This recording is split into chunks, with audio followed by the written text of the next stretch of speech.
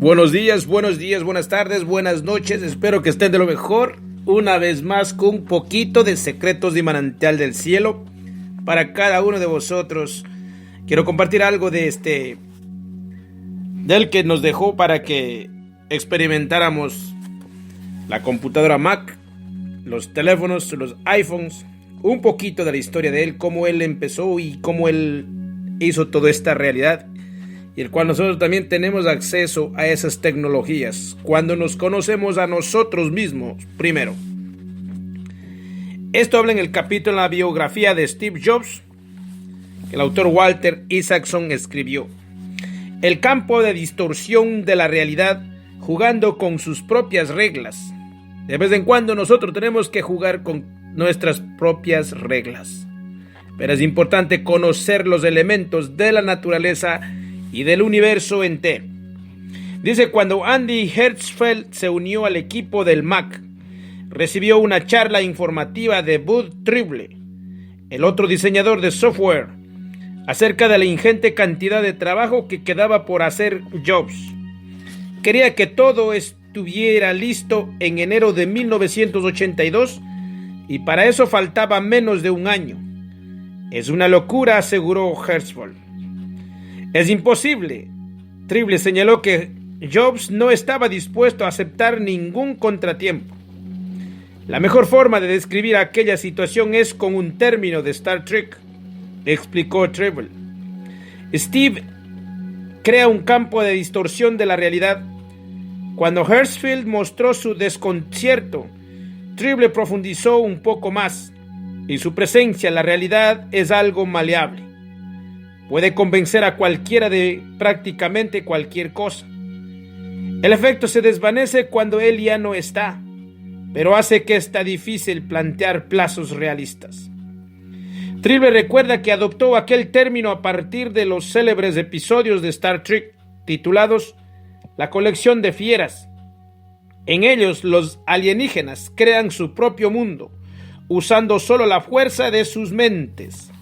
Aquí hay mucho para cada uno de vosotros meditar en las ideas, cómo llega a nuestras vidas para hacer la diferencia. Afirmó haber pretendido que aquella expresión fuera un cumplido.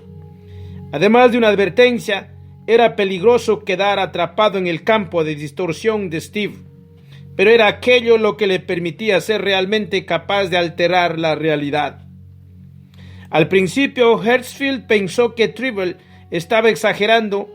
Sin embargo, tras 2 semanas de ver a Jobs en acción, se convirtió en un observador atento de aquel fenómeno. El campo de distorsión de la realidad era una confusa mezcla de estilo retórico y carismático, una voluntad indomable y una disposición a adaptar cualquier dato para que se adecuase al propósito perseguido, aseguró. Si una de sus argumentaciones no lograba convencerte, pasaba con gran destreza a la siguiente. En ocasiones era capaz de dejarte sin argumentos al adoptar de pronto tu misma postura como si fuera la suya, sin reconocer en ningún momento que antes él había pensado de forma diferente. Hertzfeld descubrió que no había gran cosa que se pudiera hacer para defenderse de aquella fuerza. Lo más sorprendente es que el campo de distorsión de la realidad parecía dar resultado incluso si tú eras perfectamente consciente de su existencia, afirmó.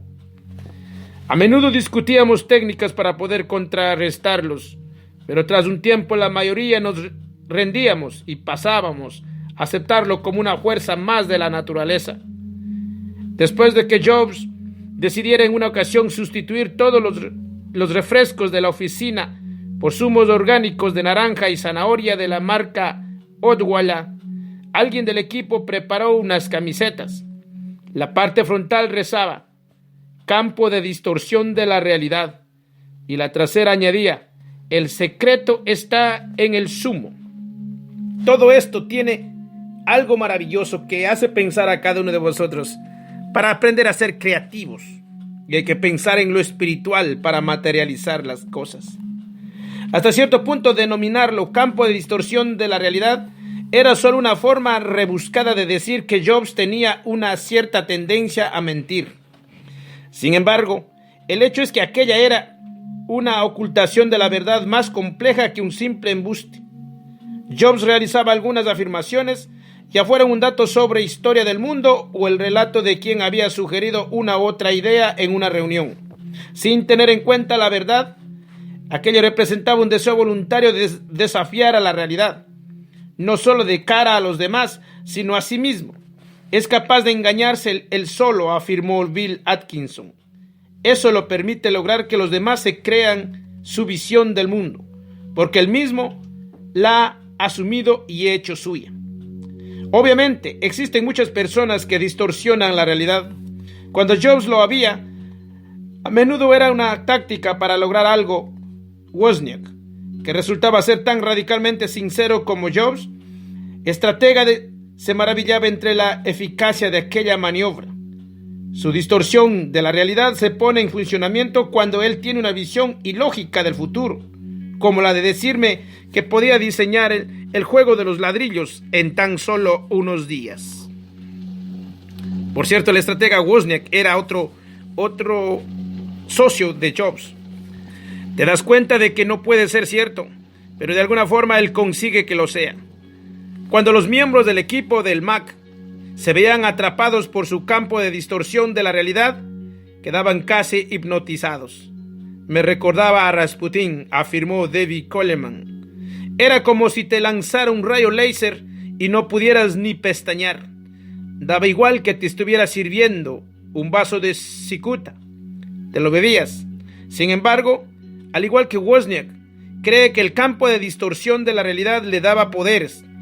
Permitía a Jobs inspirar a su equipo para que alterase el curso de la historia de la información con solo una porción de los recursos de la Xerox o de la IBM. Era una distorsión autorrecurrente, precisó. Hacías lo imposible porque no sabías que era imposible. En la base misma de la distorsión de la realidad se encontraba la profunda e inalterable creencia de Jobs de que las normas no iban con él. Disponía de algunas pruebas que lo respaldaban. Ya en su infancia, a menudo había sido capaz de modificar la realidad para que se adaptara a sus deseos. Sin embargo, la razón más profunda para justificar esa idea de que podía hacer caso omiso de las reglas era la rebeldía y la testarudez que tenía grabadas a fuego en su personalidad. Creía ser especial, alguien elegido o iluminado. Cree que hay pocas personas especiales, Einstein, Gandhi y los gurús a los que conoció en la India, y que él es uno de ellos, afirmó Hertzfeld. Así se lo dijo a Grisham. En una ocasión llegó a sugerirme que era un iluminado. Como Nietzsche, Jobs nunca había estudiado la obra de Nietzsche. Nietzsche era un filósofo alemán. Pero el concepto del filósofo de la voluntad de poder y de la naturaleza especial del superhombre parecía encarar en él de forma natural. Así habló Zaratustra. El espíritu quiere ahora su voluntad. El retirado del mundo conquista ahora su mundo. Si la realidad no se amoldaba a su voluntad, se limitaba a ignorarla. Igual que había hecho con el nacimiento de su hija Lisa, e igual que hizo años más tarde cuando le diagnosticaron cáncer por primera vez. Incluso en sus pequeñas rebeliones diarias, tales como no ponerle matrícula a su coche o aparcarlo en las plazas para discapacitados, actuaba como si las normas y realidades que la rodeaban no fueran con él. Hay algo maravilloso que hay que entender en estas historias de estos hombres grandes que han dejado un legado. Hay una parte también, el motivador Anthony Robbins dice que si nosotros no violamos las reglas, vamos a seguir siendo objetos o esclavos de una élite que nos ha manejado por muchos años. Pero voy a seguir con esta historia. Otro aspecto fundamental de la cosmovisión de Jobs era su forma binaria de categorizar las cosas. La gente dividía en iluminados y gilipollas. Su trabajo era lo mejor o una M absoluta. Bill Atkinson, el diseñador de Mac que había caído en el lado bueno de estas dicotomías, describe cómo funcionaba aquel sistema. Trabajar con Steve era difícil porque había una gran polaridad entre los dioses y los capullos. Si eras un dios, Estabas subido a un pedestal y nada de lo que hicieras podías estar mal. Los que estábamos en la categoría de los dioses, como era mi caso, sabíamos que en realidad éramos mortales, que tomábamos decisiones de ingeniería equivocadas y que nos tratábamos pedos como cualquier otra persona. Así que vivíamos con el miedo constante de ser apartados de nuestro pedestal.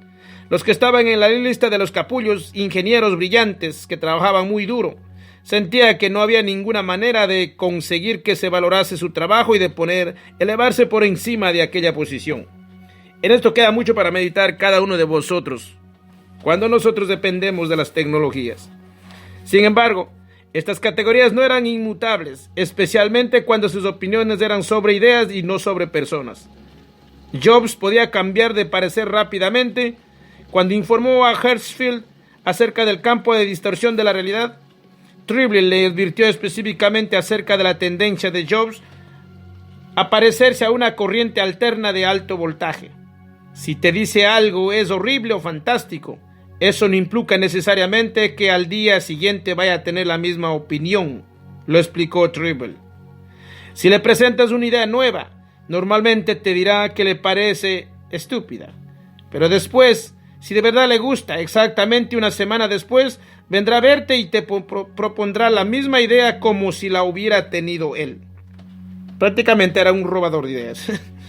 Vamos a ver. La audacia de esta última pirueta dialéctica habría dejado anonadado al mismísimo Diaghilev, pero aquello ocurrió con repetidas ocasiones. Por ejemplo, con Bruce Horn, el programador al que había traído junto con Tesla desde el Kearns Park. Una semana le presentaba una idea que había tenido y él decía que era una locura, comentó Horn. A la semana siguiente aparecía y decía, oye, tengo una idea genial, y era la mía. Si se lo hacías notar y le decías, Steve, yo te lo dije, eso mismo hace una semana, él contestaba, sí, claro, y pasaba a otra cosa. Era como si a los circuitos del cerebro de Jobs le faltaba un aparato que modulara las erupciones repentinas de opiniones que le venían a la mente. Así que para tratar con él, el equipo de Mac recurrió con un concepto electrónico llamado filtro de paso bajo.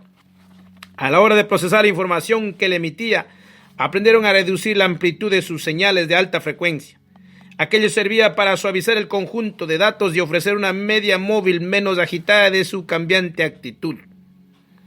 Tras unos cuantos ciclos en los que adoptaba posiciones extremas de forma alterna, señaló Hertzfeld, aprendimos a hacer pasar sus señales por un filtro de paso bajo y de esta manera no reaccionar ante las más radicales. ¿Acaso el comportamiento sin restricciones de Jobs estaba causado por una falta de sensibilidad emocional? No, era casi justo lo contrario. Tenía una personalidad muy sensible. Contaba con una habilidad asombrosa para interpretar a la gente y averiguar dónde estaban los puntos fuertes de su psicología, sus zonas vulnerables y sus inseguridades. Podía sorprender a una víctima desprevenida con un golpe seco emocional perfectamente dirigido. Sabía de forma intuitiva cuando alguien estaba fingiendo o cuando sabía de verdad cómo hacer algo. Aquello lo convertía en un maestro a la hora de embaucar, presionar, persuadir, halagar e intimidar a los demás. Tenía una inquietante capacidad para saber cuál era exactamente tu punto débil, cómo hacerte sentir insignificante, cómo hacerte sentir vergüenza, afirmó Hoffman. Es un rasgo común en las personas carismáticas que saben cómo manipular a los demás. Saber que él puede aplastarte te hace sentir más débil y desear recibir su aprobación, de forma que puede elevarte, ponerte en un pedestal y hacer contigo lo que quiera. Hay mucho que aprender de todos estos varones. Había algunas ventajas en todo aquello. Así es que, mis amados hermanos, en Secretos y Manantial del Cielo comparto esto porque cada uno de nosotros tenemos que despertar nuestras conciencias para hacer algo diferente y dejar un legado en este planeta. Lo que estamos pasando es porque estamos en un despertar de conciencia. Bueno, mis amados hermanos, sigan para adelante y que tengan un hermoso día desde Secretos y Manantial del Cielo para cada uno de vosotros. Bye bye.